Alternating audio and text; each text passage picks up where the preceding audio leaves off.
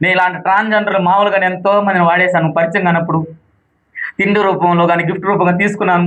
ఈ పొద్దు నువ్వు నాకు లడ్డులాగా దొరికినావు. ఇప్పుడు నేను వాడుకున్నాను. నువ్వు తెగిపోయిన చెప్పుతో సమానం. ఈ తల్లిని కూడా చూడలేదు, నా అక్క కూతురిని చూడలేదు, నా అక్క కొడుకుని చూడలేదు, మా అన్న కూతురు కూడా చూడలేదు. నా సర్వస్థాన్ని వాడికి అర్పించేసి ఈ పొద్దు అడుక్కుని డబ్బు కూడా తీసి తినేసి నన్ను కడుపు మండిస్తా ఉన్నాడు. నమస్తే, నేను మీ సంజీవ్ సునీల్ .net న్యూస్. శ్రీకాళహస్తికి చెందిన ఈ ట్రాన్స్జెండర్ ఆమె ఒక వ్యక్తిని నమ్మి మోసపోయాను, నన్ను పెళ్లి చేసుకున్నాడు, పెళ్లి చేసుకొని నన్ను మోసం చేశాడు, నన్ను పెళ్లి చేసుకోవడమే కాక నన్ను ఆర్థికంగా కూడా చాలా దెబ్బతీశాడు అనేసి అని చెప్పి ఆమె ఇప్పుడు మీడియా ముందుకు వచ్చింది.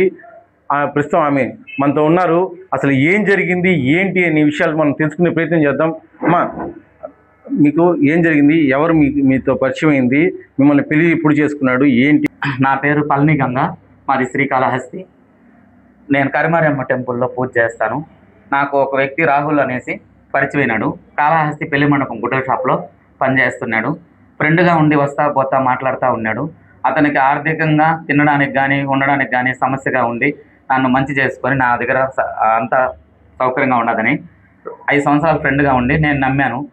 5 సంవత్సరాల తర్వాత నేను పెళ్లి చేసుకుంటా అన్నాడు. కొద్ది రోజుల తర్వాత వద్దనే కానీ నేను పెద్దగా పట్టించుకోలేదు. నేను ఇంకెవరితోనో ఫ్రెండ్గా ఉండిపోతానేమో, నేను తను పట్టించుకోననేసి నన్ను పెళ్లి చేసుకుంటా అని 2021లో పెళ్లి చేసుకున్నాడు. 2021లో పెళ్లి చేసుకునే ముందు లాక్డౌన్లో నాకు బట్టల షాప్లో పనిచేస్తున్నాను కదా, నేను సొంతంగా షాప్ పెట్టుకుంటే మనం బాగా డెవలప్ అవుతామని నన్ను ఒప్పించాడు లాక్డౌన్లో. అప్పుడు నవీన అనే ఆమె వాళ్ళమ్మ లాక్డౌన్లోనే ఆమె కూడా చెప్పింది నా కొడుక్కి గుడ్డల షాప్ పెట్టి అని. అరవింద్ అనే అతను కూడా వాళ్ళ అన్న రాహుల్ వాళ్ళ అన్న గుడ్డల షాప్ పెట్టారంటే నేను కూడా 4 లక్షలు హెల్ప్ చేస్తానన్నాడు. ₹1 కూడా హెల్ప్ చేయలేదు. పెళ్లి చేసుకున్న తర్వాత నా భర్తే కదా ఇంకా మనం వదిలిపోవడు, బాగా చూసుకుంటాడని నేను చీటీలని ఫైనాన్స్లని వడ్డీలకని తీసి షాప్ పెట్టించాను. పూర్ణం బేకరీ కాడ పెద్ద మసీది పూసల వీధిలో నేను అతనికి షాప్ పెట్టించినాను. బెంగళూరులో సరుకులు తెప్పించి షాప్ పెట్టి అతనికి అన్ని సౌకర్యంగా చేశాను. కొద్ది రోజుల దాకా టైం ప్రకారం చేసుకోకుండా అతను 9 గంటలకు పెట్టాలని షాపు 12కి 1 గంటకు పెట్టేది. రాత్రి ఫోన్లో గేమ్లు ఆడేసి పగలంతా నిద్రపోయి మధ్యాహ్నం నుంచి వచ్చి పెడితే గట్టిగా అడిగితే నీకెందుకు, నేను మా ఫ్రెండ్స్ సర్కిల్ ఉంటే అది వ్యాపారం చాలు, నీకెందుకు అనేసి అంత చెప్పుకుంటూ వచ్చాడు. టయానికి షాప్ పెట్టకుండా సినిమాలు షికార్లని పిల్లకాయలతో తిరిగి వాళ్ళ ఫ్రెండ్స్తో అంతా షాప్ని దివాళా చేసేసి అప్పులు చేసేసి నాకు అప్పుడు గొడవలు అయ్యింది. 1.5 సంవత్సరం దాకా ఫ్రెండ్స్కి అప్పులు గుడలు ఇచ్చేసేది, డబ్బులు ఫ్రెండ్స్కి ఎత్తి ఇచ్చేసాడు. ఇప్పుడు నాకు అప్పులు అయిపోయి ఇక్కడికి బాధలు తట్టుకోలేక ఇంట్లో గట్టిగా అడిగితే వాళ్ళమ్మ నువ్వు ఇష్టపడి ప్రేమించి పెళ్లి చేసుకున్నావు, 18 లక్షలకైనా బాధపడుతున్నావు, 50 లక్షలు కూడా అవుతుంది, ఇష్టపడి పెళ్లి చేసుకున్నప్పుడు పడాలా అనేసి వాళ్ళమ్మ నవీన నన్ను అడిగింది. ఇప్పుడు పెళ్లి చేసుకునేటప్పుడు ఎడ్బెడ్ బండి ముత్తూట్ ఫైనాన్స్లో 50,000 అడ్వాన్స్ ఈమెయిల్ కట్టి 3/4 భాగం ఈమెయిల్ కూడా కట్టేశాను. ఇప్పుడు పెళ్లి చేసుకునేటప్పుడే 1 సవరం 3 గురిగింజలు, 6 సవరం లక్ష్మీదేవి డాలర్ చైన్ వేసాము. ఎడ్బెడ్ బండి తీసి ఇచ్చాను. పెళ్లి చేసుకునేటప్పుడు మేము 10 మందిలో సమక్షంలోనే పెళ్ళి అయ్యింది. తలంబ్రాలతో మంగళ వాయిద్యాలతో లక్షణంగా పెళ్ళి అయింది. 16 రోజుల పండుగ కూడా చేసుకున్నాము. పెళ్లి చేసుకున్న సందర్భంలో కనిష్క హోటల్లో కూడా పార్టీలు ఫ్రెండ్స్కి ఇచ్చాడు. గ్రీన్ పేలో కూడా పార్టీలు ఇచ్చాడు. స్టేటస్లో పెట్టుకున్నాడు నేను పెళ్లి చేసుకున్నాను. వాళ్ళన్న బయట ఊర్లో నుంచి ఫోన్ చేసి ఎందుకురా పెళ్లి ఇట్లా చేసుకున్నావు అంటే నేను ఇష్టపడి పెళ్లి చేసుకున్నాను నీకెందుకని వాళ్ళ అన్న కూడా అడిగాడు. అంటే ఒక మాటమ్మా, అంటే మీలాంటి ఒక ట్రాన్స్జెండర్ని అతను పెళ్లి చేసుకున్నప్పుడు అతని అంటే వాళ్ళ కుటుంబం సంబంధించి వాళ్ళ వారసత్వం కూడా మీ వల్ల అయితే అవ్వదు కదా. ఒక మహిళ అయితేనే గర్భం దాల్చగలదు, మీరు గర్భం దాల్చి నేను అడిగాను ఇలా ట్రాన్స్జెండర్ ఈ విధంగా నన్ను పెళ్లి చేసుకున్నామని నా దగ్గరే ఉండాల్సిన అవసరం లేదు, నువ్వు పెళ్లి చేసుకోవాలని అనుకున్నప్పుడు ఒక అమ్మాయిని చేసుకొని లక్షణంగా హ్యాపీగా ఉండు, నీకు నా జీవితం లాగా ఉండకూడదు, నువ్వు కూడా పెళ్లి చేసుకొని ఒక అమ్మాయిని పెళ్లి చేసుకొని ఒక కూతురు ఒక కొడుకు పుట్టాలని నేను చెప్పాను. అతను దానికి కూడా సందేహం చెప్పేశాడు. ఒక అమ్మాయిని పెళ్లి చేసుకుంటే గ్యారంటీగా బిడ్డలు పుట్టరని మనం చెప్పలేము, ఒక గుడ్రాలు కూడా ఉంటుంది. అప్పుడు నేను అనాథ హాస్టల్లో బిడ్డను తీసి సాక్కుంటాం కదా, ఆడ తెచ్చుకుంటాము అనేసి నన్ను కన్విన్స్ చేశాడు. అంత నమ్మకంతో చెప్పి నయవంచనతో నన్ను మోసం చేశాడు. ఇప్పుడేమంటే నాతో సంబంధం ఉండకూడదు అనేసి వాళ్ళ అన్న అరవింద్ చెప్తున్నాడని సుశీలమ్మ తెట్టు ముందర ముత్రాస్పాల సుశీలమ్మ ఆమె కూడా ఆ దరిద్రాన్ని వదిలించుకొని అన్నారు. ఆ దరిద్రమే కదా టీఎంగట్లో నుంచి ఆమె చెప్పింది, ఈ విధంగా ఆవిడ తండ్రి లేని బిడ్డ ఆవిడకి గుడ్డల షాప్ పెట్టి అనేసి సపోర్ట్ చేయమనింది. వాళ్ళ అన్న కూడా లాక్డౌన్లో పెట్టండి నేను 4 లక్షలు ఇస్తానండి, ₹1 బిల్లు ఇవ్వలేదు వాళ్ళ అన్న గుడ్డల షాప్కి. వాళ్ళమ్మ సీసీ కెమెరాలు ఉండాలి, బిల్లు కొడితే బిల్లు రావాలి, బిల్లు వచ్చేట్టుగా చేత్తో లెక్క చేయకూడదు, నువ్వు బిల్లు చెడుగు చేయాలి, ఇంకా బాగా డెవలప్ చేయాలనేసి అంత ఉత్సాహం చేసి ఇప్పుడు స్థిర 18 లక్షలు షాప్ మీద పెట్టి దివాళా చేసేసాడు. ఇప్పుడు ఆ గొడవలు అయ్యేటప్పుడు ఫైనాన్స్ వాళ్ళు అప్పులో వచ్చి రచ్చేస్తే వాళ్ళు రచ్చేస్తున్నా కూడా వాళ్ళ పాటకు వాళ్ళు హ్యాపీగానే ఉన్నారు. నేను మాత్రం నలుగురిలో తగులుకొని బాధపడుతున్నాను. అప్పులు చేసిన రోజే గొడవ చేస్తూ ఉన్నారు అప్పులో అంటే ఆ గొడవ అయిన రోజే గంట ముందు గొడవ అయింది. ఒక గంటకంతా షాప్ పోయి పెడతానని పోయి సినిమాకి వెళ్ళిపోయాడు. చూసి గట్టిగా ఆ రోజు రాత్రి నేను గట్టిగా అడిగాను, ఇంత గొడవ జరుగుతున్నా కూడా నువ్వు మారలేదే, ఇంత డబ్బు దారపోసుకొని నేను అప్పులో తగులుకున్నాను అని అంటే వాళ్ళ అమ్మును కొని ఎంతైనా అవుతుంది, వాడిని ఇష్టపడి చేసుకున్నప్పుడు నువ్వు పడాల్సిందే, నీకు తప్పదు అనేసి ఆమె ఎట్లా అంటే అడిగింది. ఇప్పుడు నేను గట్టిగా మాట్లాడకాడికి నా కొడుకుకి నీకు సంబంధం లేకుండా వదిలించి. అంటే మీకు ఇంత డబ్బు ఎక్కడదమ్మా? నేను చీటీ వేశాను, 5 లక్షల చీటీ ఒకటి, ₹1,00,000 ఫైనాన్స్ వడ్డీలకు తీశాను. నేను కష్టపడి వ్యాపారం కూడా చేసుకుంటున్నాను, పూల వ్యాపారం, పండ్ల వ్యాపారం సీజన్ బట్టి చేస్తున్నాను. గుళ్ళో పూజ చూసుకుంటాను, పూజ చేస్తాను, అన్నీ చేసుకుంటా ఉన్నాను. ఇప్పుడు 18 లక్షలు అంటే భిక్షాటన కూడా చేశారనేసి అన్నారు. అది ఇప్పుడు సినిమా ఫీల్డ్ పంపించినాక ఈ అప్పులు సినిమా ఫీల్డ్కి పంపించారు, అతన్ని పంపించాను. ఇప్పుడు అతను సినిమా ఫీల్డ్లో పోయేట ఎప్పుడంటే ఈ అంగడి దివాళా చేసి ఎత్తేసాడు, గందరగోళం గొడవలు అయిపోయినప్పుడు నేను అంజయ్ యాదవ్ ఉన్నాం 2023లో అంజయ్ యాదవ్ మేడం ఉన్నారు.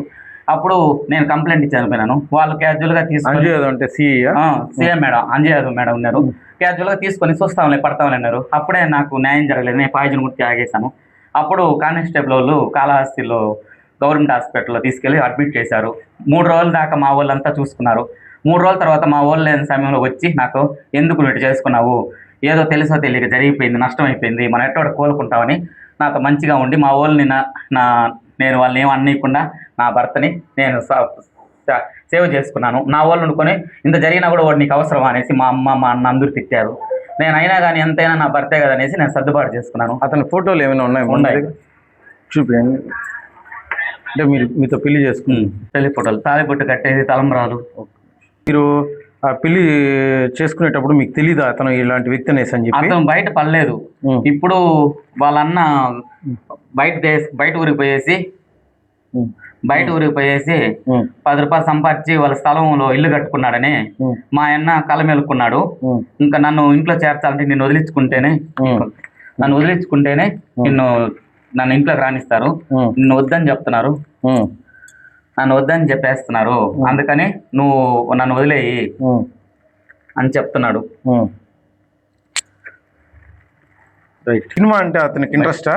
ఈ బైక్ ఎక్స్బెట్ బండి అని చెప్పాను కదా, ముత్తూట్ ఫైనాన్స్ తీసిన బైక్ పెళ్లికి 10 రోజుల ముందే తీసి పెట్టి పెళ్లి రోజు వాడికి పెళ్లి చేసుకున్నాడని 1.5 లక్ష వాళ్ళ అమ్మ పేరు మీదనే 50,000 కట్టి 3/4 భాగం డ్యూలు కూడా కట్టేశాను, 1/4 భాగం ఇంకా కట్టలేదు. అయినా ఇప్పుడు ఆ బండి కూడా చేతిలో పెట్టుకోవాలి, కుదవబెట్టి దాన్ని కాబట్టి కుదవబెట్టేసినాడు. చైన్ వచ్చేసి 1 సవరం 3 గురిగింజలు, డాలర్ వచ్చేసి లక్ష్మీదేవి డాలర్ 6 సవరం, అది కూడా కుదవబెట్టి మళ్ళీ తీసి అమ్మేశాడు. ఇప్పుడు ఏమంటున్నాడంటే మా అన్న బయట దేశానికి పోయి ₹10 సంపాదించి ఇల్లు కట్టేశాడు. మా వాళ్ళంతా కోలుకున్నారు. ఒకప్పట్లో మా అవ్వ మా అన్న పట్టించుకోలేదు, ఇప్పుడు నన్ను చూసుకుంటానంటున్నారు. అప్పుడు వాళ్ళు నన్ను పట్టించుకోలేదు కాబట్టి నీ దగ్గర ఉన్నాను. ఇప్పుడు నేను ₹1 కూడా నేను ఇప్పుడు ఇవ్వలేను. నేనేం చెప్తాను అంటే 3 సంవత్సరాల తర్వాత ఏదో నేను ఎడైనా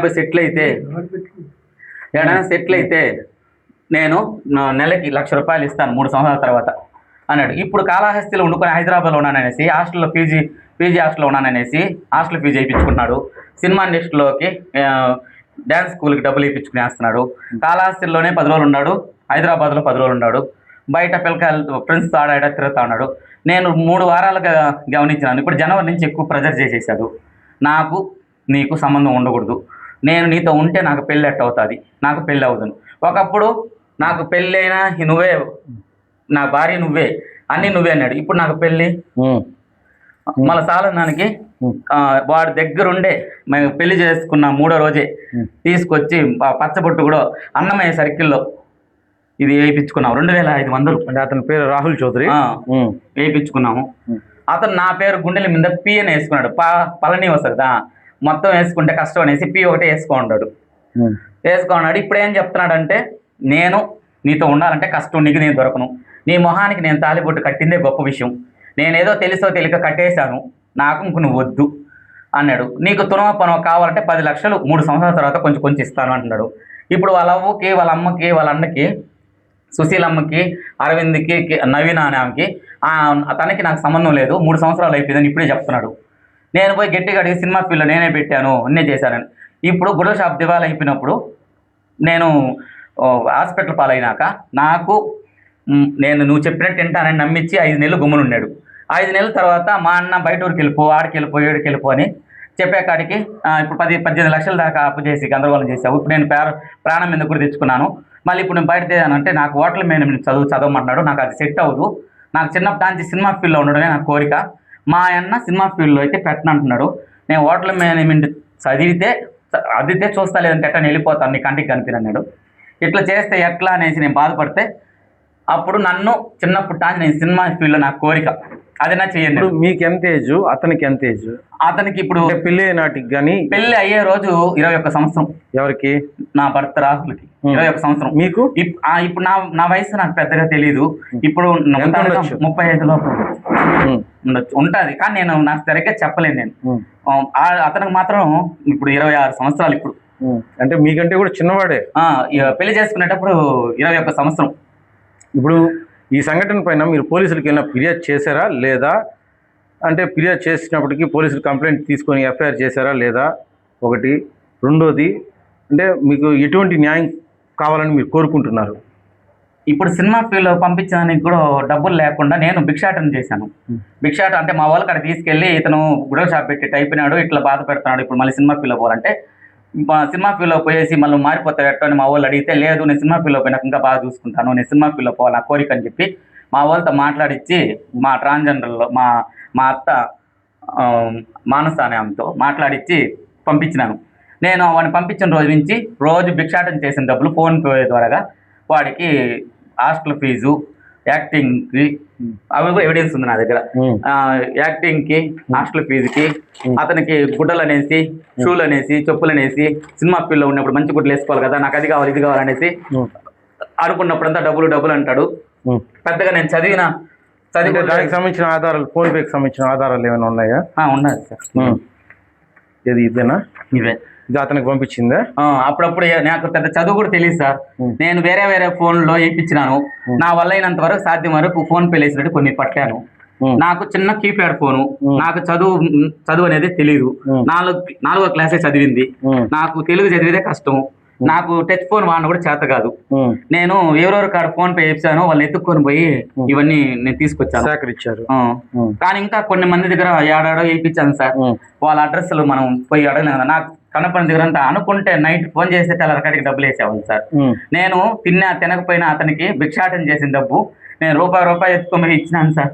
నేను ఎంతో నమ్మకంతో 5 సంవత్సరాలుగా నాకు ఫ్రెండ్గా ఉండి నమ్మకంతో నా వాళ్ళని, నా తల్లిని కూడా చూడలేదు, నా అక్క కూతురిని చూడలేదు, నా అక్క కొడుకుని చూడలేదు, మా అన్న కూతురు కూడా చూడలేదు, నా సర్వస్థాన్ని వాడికి అర్పించేసి ఈ పొద్దు అడుక్కుని డబ్బు కూడా తీసుకునేసి నన్ను కడుపు మండిస్తూ ఉన్నాడు. నీ వల్ల ఏం చేసుకో, నా బొచ్చు కూడా నువ్వు పీకలేవు. నేను ఇలాంటి ట్రాన్స్జెండర్లు మామూలుగా ఎంతో మందిని వాడేశాను. పరిచయం కానప్పుడు తిండి రూపంలో కానీ గిఫ్ట్ రూపంగా తీసుకున్నాను. ఈ పొద్దు నువ్వు నాకు లడ్డులాగా దొరికినావు. ఇప్పుడు నేను వాడుకున్నాను, నువ్వు తెగిపోయిన చెప్పుతో సమానం. ఇప్పుడు నా వాళ్ళు కలమేలుకున్నారు, నా వాళ్ళు బాగుపడుతున్నారు, వాళ్ళ మాట నేను వినాలి. నువ్వు నాకు వద్దు అంటున్నాడు. నాకు వద్దన్నా పర్వాలేదు, నాకు తులమాపను ఇచ్చే, నాకు 23 లక్షలు అయింది, నా డబ్బులు నాకు ఇచ్చేసి నువ్వు ఎవరన్నా పెళ్లి చేసుకో, ఎక్కడైనా ఉండు, నువ్వు ఏ దేశమైనా పో, నాకు వద్దు అంటున్నాను. నేను ఈయన అంటున్నాడు 3 సంవత్సరాల తర్వాత 10 లక్షలు ఇస్తాను అంటున్నాడు. అది కూడా కొంచెంగా ఇస్తాను. ఇప్పుడు మేము వేయలేము అంటున్నాడు.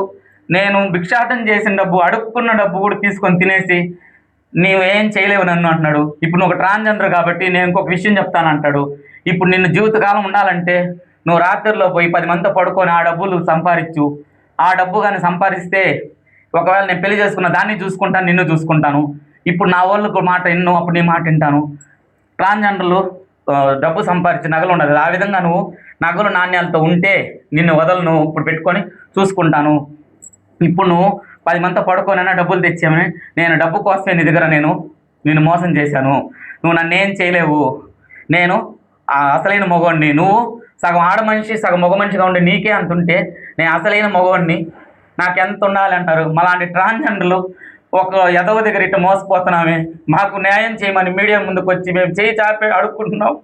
మా గోష్ట, మా కడుపు మంట తప్పక వాడికి తగులుతుంది. మేము ఎంత సంతోషంతో వాడు చూసినా తెలిసిన ఇప్పుడు అంత కడుపు మండిస్తున్నాడు. నేను ఏం పాపం చేశాను? నా ఆయన వాళ్ళంతా వదిలేసి సర్వం ఓడికి అర్పించాను. నేను పూజ చేసుకొని నేను ఆ పాటికి నేను ఉన్నాను. ఒక స్నేహితుడిగా వచ్చి నాకు తండ్రి లేదు, అన్న చూస్తే అన్నం కూడా అన్న సొంతం కాదన్నాడు, అమ్మ చూస్తే సరిలేదన్నాడు, నువ్వే నాకు సర్వం అని ఈ పొద్దు నా సర్వస్థాన్ని అనుభవించి నా కష్టాన్ని తినేసి ఈ పొద్దు దిగిపోయిన చెప్పుతో సమానము. నువ్వు సగం ఆడ మనిషి సగం మగ మనిషి, నీకే అంత ఉంటే అసలైన మొగడు. వాడు కష్టపడి 100 రూపాయలు భోజనం కూడా టేబుల్ మీద కూర్చొని తినే అంత అరగతి లేనివాడే అన్ని మాట్లాడుతున్నాడే. దేవుడు అనేవాడు ఉన్నాడు అనేసి దేవుడి మీద భారం వేస్తున్నాను. ఇప్పుడు మీరు పోలీస్ స్టేషన్కి వెళ్ళి కంప్లైంట్ ఇస్తే వాళ్ళు మీ కంప్లైంట్ ని తీసుకొని ఎఫ్ఐఆర్ చేశారా లేదా? ఇప్పుడు పోలీస్ అంటే నేను పాయిజన్ తాగేశాను, గవర్నమెంట్ హాస్పిటల్ రోయ్ హాస్పిటల్ చేర్చారు, ఈస్ట్ పోలీస్ స్టేషన్ నుంచి కాళహస్తికి రెన్యువల్ చేశారు. వాళ్ళు 4 రోజులుగా కేసు ఎఫ్ఐఆర్ చేస్తాం, ఏడున్నామంటే నేను హైదరాబాద్లో ఉన్నాను, ఆడున్నాను, ఏడున్నాను. నేను చట్ట ప్రకారంగా లాయర్ నోటీస్ కూడా పంపించాను. ఇప్పుడు లాయర్కి కూడా ఫోన్ చేసి నేను 10 లక్షల పైన ఇలేను, 3 సంవత్సరాలు పడుతుంది అనేసి ఫోన్లోనే మాట్లాడతా. ఆమెకు కనిపించి నేను పాయిజన్ తాగి పడిపోయినప్పుడు ఆమె ఖర్చు చెప్పేసి వెళ్ళిపోయినాడంట. ఇప్పుడు పోలీసు వాళ్ళు ఫోన్ చేస్తా ఉంటే 4 రోజుల నుంచి సమాధానం లేదు. వాళ్ళ అమ్ముండుకొని ఒక ట్రాన్స్జెండర్తో ఎట్టుంటాడు, అది కుదరదు. నేను ఉండకపోయినా పర్వాలేదు, నాకు రావాల్సింది నాకు ఇచ్చేస్తే నా బతుకు నేను బతుకుంటాను, అది నేను కోరుకుంటున్నాను. ఇలాగా ఏ విధంగా ఏ ట్రాన్స్జెండర్ ఎవరిని నమ్మకూడదు, 10 రూపాయలు తెచ్చుకొని భిక్షాటన చేసిన డబ్బులో వాళ్ళ సొంత బంధువులకి, వాళ్ళ తల్లికి, వాళ్ళ అయిన వాళ్ళకి చూసుకోవాలా. ఇట్లా పరాయి వాళ్ళని నమ్మి డబ్బు పెట్టి నాలాగా మోసపోయి వాళ్ళ అన్యాయం అవ్వకూడదు అనేసి నేను చేతులు ఎత్తి దండం పెడతాను. ఏ ట్రాన్స్జెండర్ ఎవరిని చేర్చుకోవాకండి. మనం అడుక్కుని తిని మన కాడే తినేసి మనల్ని పాలు తాగి విషయం కక్కిన వాళ్ళు ఉండారనేసి ఒక సామాన్యం మనం ఒక ట్రాన్స్జెండర్లుగా ఉండే వాళ్ళనే మనల్ని బాధ పెడతాం. ఇప్పుడు నేను ఇంకొక అమ్మాయిని ఎవరినైనా ఇష్టపడి ఉండే అమ్మాయిని ప్రేమించి పెళ్లి చేసుకొని దాన్ని ఉంచుకుంటాను ఇంకంటున్నాడు. ఎవరు ప్రేమిస్తాడో ఎవరు ఉంచుకోవడో తెలియదు. దాని దగ్గర కూడా తినేసి దాన్ని కూడా రాత్రిలో పంపించేస్తాను అంటున్నాడు. ఏ ఆడవాళ్ళు కూడా సరే, ఆడవాళ్ళకి కూడా ఈ కష్టాలు రాకూడదు. ఏమి ఒక ట్రాన్స్జెండర్ అంటే ఇలాంటి వ్యక్తిని నమ్మొద్దంట. ఇలాంటి వ్యక్తికి తగిన బుద్ధి చెప్పాలి సమాజం. ఇంకొకటి ఏంటంటే ఏ ఆడవాళ్ళు కూడా ఇలాంటి ఎదవలతో మోసపోబాకండి. నేను ఒక ఆడ మనిషి ఎంతో మేము అంతే. సమాజంలో మాకు ఉండేదే పేరు, అంతంత మాత్రం. మమ్మల్ని కేవలంగా చెప్పుతో సమానం అంటాడు. మీ ట్రాన్స్జెండర్ కానీ మా జోలికి వస్తే మా ఇల్లంతా అల్లకొలం చేసి మీ ట్రాన్స్జెండర్ చేసేసారు ఇటు అనేసి నేను వినిపిస్తున్నాడు. చాలా దానికి నన్ను మానంగా ఏమానం లేకుండా అడుగుతున్నాడు. న్యాయం చేయమని వాళ్ళ అవ్వ కాడికి పోతే ఎక్కడ పడి దరిద్ర మా ఇళ్ళ కాడ ఏం పని పో బయట అని చెప్తాంది. వాళ్ళ అన్న వండుకొని మేము నిన్ను వద్దనుకున్నాం, వాడు నువ్వు మాట్లాడండి డబ్బుగా మా ఇంటికాడ వచ్చి అడగకూడదని వాళ్ళ అన్న చెప్తున్నాడు. ఇప్పుడు మేము పరువుతో ఉన్నాము, నువ్వు ఉంటే మాకు పరువు పోతుంది అని అంటున్నాడు. ఈ పొద్దు పరువు పోతుంది. ఒకప్పట్లో లాక్డౌన్లో వాళ్ళ అన్న చెప్పాడు షాప్ పెట్టించు, నేను 4 లక్షలు ఇస్తానన్నాడు. అప్పుడు పోలేదా అరవింద్? పరువు పోలేదా? ఆ పొద్దు అవ్వ చెప్పింది షాప్ పెట్టి తండ్రి కూడా లేదనేసి అవ్వ చెప్పింది సుశీలమ్మ. అప్పుడు పోలేదా పరువు? కెమెరాలు ఉండాలి, బిల్లు కొడితే రావాలనేసి వాళ్ళ అమ్మ చెప్పిందా? ఓవరాల్ గా మీకు ఇటువంటి న్యాయం కావాలని మీరు కోరుకుంటున్నారు? నేను కోరుకునేది నాకు రావాల్సిన డబ్బు 23 లక్షలు ఇచ్చేసి అతను ఎక్కడైనా ఎవరితోనైనా పెళ్లి చేసుకొని ఏ దేశానికైనా పోని, నాకు 23 లక్షలు నాకు కావాలి. నాకు న్యాయం జరగాలని మీడియా ముందు చేయి చాపి నేను అడుక్కుంటున్నాను. Okay okay right. ట్రాన్స్జెండర్గా ఆమె జీవితం చాలా దుర్భరంగా నేను జీవించాను, భిక్షాటన చేసుకొని కూడా అతను నమ్మి నేను మోసపోయాను. నా జీవితంలోకి ఒక రాహులాగా ఈ రాహుల్ వచ్చి నా జీవితాన్ని నాశనం చేశాడు. అతనికి భిక్షాటన చేసి కూడా నేను డబ్బులు సంపాదించి ఇస్తే అతను నన్ను ఈ రోజున వదిలిపెట్టేశాడు పెళ్లి చేసుకొని. అయితే దీనిపై నేను పోలీసులకు కూడా ఫిర్యాదు చేశాను. పోలీసులు కూడా ఫోన్ చేస్తుంటే కూడా రాకుండా, అదేవిధంగా కోర్టును కూడా ఆశ్రయించి కోర్టు ద్వారా కూడా నోటీస్ ఇస్తే కూడా అతను బేఖాతరు చేస్తున్నాడు. ఖచ్చితంగా నాకు న్యాయం జరగాలనేసి అని చెప్పేసి ఈ ట్రాన్స్జెండర్ కోరుతోంది. ఇకనైనా పోలీసులు కూడా కొంచెం గట్టిగా చొరవ తీసుకొని ఈ ట్రాన్స్జెండర్కి పళని గంగాకి న్యాయం చేయాలని చెప్పేసి కోరుకుంటాను.